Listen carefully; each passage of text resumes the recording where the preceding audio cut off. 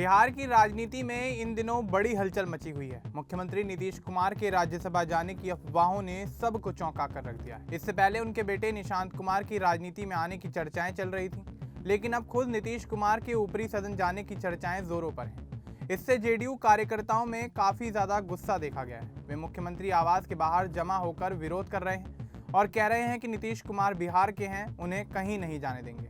कुछ ने तो जान देने तक की बात कह दी।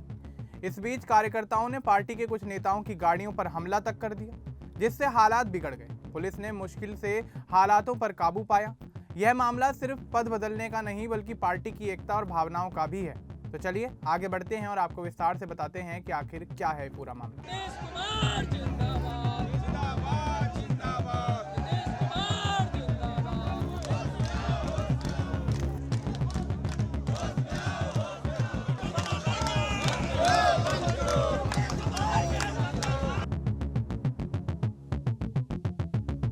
दरअसल बिहार की राजनीति में नीतीश कुमार का नाम काफी बड़ा माना जाता है। वे कई बार बिहार के मुख्यमंत्री बने हैं और राज्य की सत्ता में महत्वपूर्ण भूमिका निभाते चले आ रहे हैं।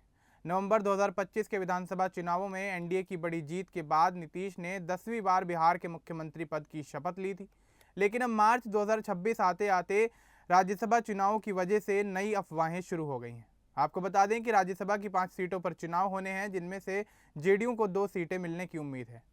शुरुआत में खबरें आई थीं कि नीतीश कुमार अपने बेटे निशांत कुमार को राजनीति में लाने के लिए उन्हें राज्यसभा भेज सकते हैं।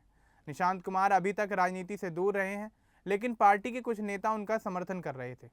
यह मामला 2 मार्च 2026 से चर्चा का विषय बन गया, जब मीडिया में रिपोर्ट्स आई कि निशांत कुमार को जेडीयू की टिकट पर राज्यसभा भेजा जा सकता है। इससे बिहार के राजनीतिक गलियारों में भयंकर हलचल मच गई। लोग सोचने लगे कि जो नीतीश कुमार एक समय में परिवारवाद का विरोध किया करते थे, वही नीतीश कुमार अब खुद परिवारवाद की ओर बढ़ रहे हैं।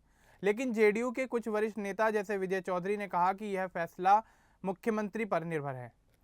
3 मार्च 2026 को अफवाहें और भी ज्यादा तेज हो गई। अब खबरें आने लगी कि खुद नीतीश कुमार राज्यसभा जा सकते हैं। जेडीयू के सूत्रों ने बताया कि पार्टी की बैठकें चल रही हैं, जहां संजय झा और राजीव रंजन सिंह जैसे नेता मौजूद हैं। इसमें बीजेपी में भी चर्चा शुरू हो गई है। अगर नीतीश कुमार मुख्यमंत्री पद छोड़ते हैं तो बीजेपी मुख्यमंत्री पद पर दावा कर सकती है। बीजेपी के नेता गिरिराज सिंह ने शुरुआत में इन अफवाहों को खारिज किया, लेकिन अंदर खाने बात चल रही थी। इस दिन निशांत कुमार के राजनीति में आने की खबरें भी मीडिया में छाई रहीं। कुछ रिपोर्ट्स में कहा गया कि अगर नीतीश कुमार राज्यसभा जाते हैं तो उनके बेटे को उप मुख्यमंत्री बनाया जा सकता है।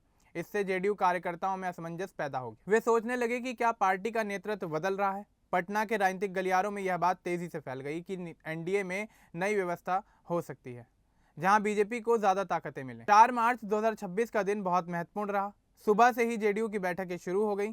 संजय झा के घर पर वरिष्ठ नेता जैसे विजय चौधरी, संजय गांधी और रामनाथ ठाकुर पहुंचे। बैठक में राज्यसभा नामांकन को लेकर चर्चाएं हुई। दोपहर तक खबरें आई कि नीतीश कुमार खुद राज्यसभा के लिए नामांकन दाखिल कर सकते हैं। इससे जेडीयू के युवा कार्यकर्ता भड़क गए। वे मुख्यमंत्री आवास के बाहर जमा होने लगे, नारे लगाने लगे कि नीतीश कुमार बिहार के हैं और उन्हें राज्यसभा नहीं जाने देंगे। कुछ कार्यकर्ताओं ने भावुक होकर कहा कि वे जान दे देंगे, लेकिन मुख्यमंत्री को जाने नहीं देंगे। देखते ही देखते माहौल काफी गर्म हो गया। इस बीच जेडीयू के विधान परिषद सदस्य संजय गांधी मुख्यमंत्री आवास के पास पहुंचे। कार्यकर्ताओं ने उनकी गाड़ी को घेर लिया, उन्हें नीचे उतारा गया और गाड़ी पर हमला कर दिया गया। शोर शराबा मच गया। पुलिस को बीच बचाव कराना पड़ा। उसी दिन दोपहर बाद बीजेपी विधायक और मंत्री सुरेंद्र मेहता मुख्यमंत्री आवास के पास से गुजर रहे थे। गुस्साए कार्यकर्ताओं ने उनकी गाड़ी पर भी हमला बोल दिया, हाथ मारे, शीशे तोड़ने की कोशिश की। हंगामा इतना बढ़ गया कि पुलिस को बल प्रयोग करना पड़ा। नेताओं को सुरक्षित निकाला गया। यह घटना दिखाती है कि कार्यकर्ताओं का गुस्सा कितना गहरा है। वे मानते हैं कि नीतीश कुमार के बिना जेडीयू कमजोर हो जाएगी। शाम तक मीडिया में वीडियो वायरल हो गए, जहां कार्यकर्ता नारेबाजी कर रहे थे। कुछ कार्यकर्ता पटेल छात्रावास से थे, जो नीतीश कुमार के समर्थक माने जाते हैं। आरजेडी के नेता मनोज झा ने इसे वेनेजुएला के नेता के अपहरण जैसा बताया। उन्होंने कहा कि नीतीश कुमार को जबरदस्ती राज्यसभा भेजा जा रहा है। इससे विपक्ष को हमला करने का मौका मिल गया। रात में पटना में लंबी बैठकें चली। जेडीयू नेता कार्यकर्ताओं को समझाने की कोशिश कर रहे थे, लेकिन गुस्सा कम नहीं हुआ। बीजेपी के सूत्रों ने कहा कि यह रणनीति तेजस्वी यादव को राज्यसभा सीट से रोकने के लिए थी, क्योंकि वे 41 विधायकों का समर्थन जुटा सकते थे। लेकिन मुख्य मुद्दा नीतीश कुमार का भविष्य था। कुछ रिपोर्ट्स में कहा गया कि नीतीश कुमार ने नामांकन के कागजात पर हस्ताक्षर कर दिए हैं। इससे साफ हो गया है कि फैसला लगभग हो चुका है। कार्यकर्ताओं का विरोध जारी रहा, लेकिन पार्टी नेतृत्व ने कहा कि यह पार्टी का फैसला है। 4 मार्च की रात को टाइम्स ऑफ इंडिया ने रिपोर्ट किया कि नीतीश कुमार राज्यसभा जा रहे हैं और बिहार में बीजेपी मुख्यमंत्री पद ले सकती है। 5 मार्च 2026 की सुबह नीतीश कुमार ने सोशल मीडिया पर घोषणा की कि वे राज्यसभा जा रहे हैं। उन्होंने कहा कि वे संसद के दोनों सदनों में सेवा करना चाहते हैं, लेकिन कार्यकर्ता का विरोध जारी रहा। मुख्यमंत्री आवास के बाहर फिर से भीड़ जमा हो गई। जेडीयू युवा मोर्चा ने चेतावनी दी कि अगर नीतीश कुमार को पद से हटाया गया तो वे सड़कों पर उतरेंगे। इससे साफ है कि यह फैसला पार्टी में दरार पैदा कर सकता है। बीजेपी ने अभी तक इस मामले को लेकर कोई भी आधिकारिक बयान नहीं दिया है, लेकिन सूत्र बताते हैं कि नया मुख्यमंत्री बीजेपी से होगा। नामांकन की अंतिम तारीख 5 मार्च है, इसलिए घंटे महत्वपूर्ण हैं। आरजेडी और कांग्रेस जैसे विपक्षी दल इसे एनडीए में फूट बता रहे हैं। यह पूरा मामला सिर्फ एक व्यक्ति तक सीमित नहीं है। नीतीश कुमार ने बिहार में विकास के कई काम किए हैं, जैसे सड़कें, बिजली और शिक्षा, लेकिन उनके बार बार गठबंधन बदलने से राजनीतिक अस्थिरता रही है। 2025 के बिहार विधानसभा चुनाव में एनडीए की जीत में उनकी भूमिका काफी बड़ी थी।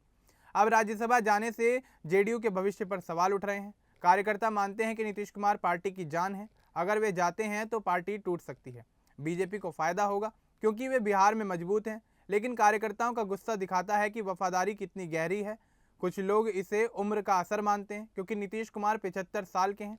वे राष्ट्रीय राजनीति में ज़्यादा सक्रिय होना चाहते हैं। अब ऐसे में विपक्ष की तरफ से भी इस मामले को लेकर प्रतिक्रियाएं सामने आ रही हैं। आरजेडी ने कहा कि यह बीजेपी की साजिश है ताकि वे बिहार पर कब्जा कर लें। मनोज झा ने इसे अपहरण जैसा बताया। कांग्रेस ने भी हमला किया कि नीतीश कुमार कमजोर हो गए हैं, लेकिन जेडीयू ने कहा कि यह पार्टी का आंतरिक मामला है। सुनील सिंह जैसे नेताओं ने कहा कि अंतिम फैसले का इंतजार करें। कार्यकर्ताओं का विरोध जारी है, लेकिन पुलिस ने सुरक्षा बढ़ा दी है। पटना में तनाव का माहौल है। लोग सोच रहे हैं कि नया मुख्यमंत्री आखिर कौन होगा। संभावित नामों में सम्राट चौधरी या विजय सिन्हा है। इससे बिहार की राजनीति में नया अध्याय शुरू हो सकता है। यह घटनाक्रम दिखाता है कि राजनीति में अफवाहें कितनी तेजी से फैलती हैं। 2 मार्च से शुरू हुई बातें 5 मार्च तक फैसले पर पहुंच गई। कार्यकर्ताओं की भावनाएं महत्वपूर्ण हैं क्योंकि वे पार्टी की नींव हैं। अगर उन्हें नजरअंदाज किया गया तो जेडीयू कमजोर हो सकती है। बीजेपी के लिए यह मौका है, लेकिन उन्हें सावधानी बरतनी होगी। नीतीश कुमार का राज्यसभा जाना राष्ट्रीय स्तर पर एनडीए को मजबूत कर सकता है, लेकिन बिहार में स्थिरता बनी रहे, यह जरूरी है। अब आने वाले दिनों में देखना है कि नामांकन कैसे होता है और नया मुख्यमंत्री आखिर कौन बनता है। बिहार की जनता भी इस पर अपनी नज़र बनाए हुए है। कई लोग नीतीश कुमार के काम से खुश हैं, लेकिन कुछ थक चुके हैं। विकास के मुद्दे पर ध्यान जाना चाहिए, न कि सिर्फ पदों पर। यह मामला दिखाता है कि राजनीति में वफादारी और भावनाएं कितनी अहम है। कार्यकर्ताओं का गुस्सा कम करने के लिए पार्टी को कदम उठाने होंगे। शायद नीतीश कुमार खुद सामने आकर समझाएं, लेकिन फिलहाल इस मामले को लेकर तनाव बना हुआ है। अब इस पूरे मामले को लेकर आपका क्या कुछ कहना है, हमें कमेंट बॉक्स में ज़रूर बताएं। बाकी इस तरह की और अपडेट्स के लिए हमारे चैनल को सब्सक्राइब करना ना भूलें। धन्यवाद।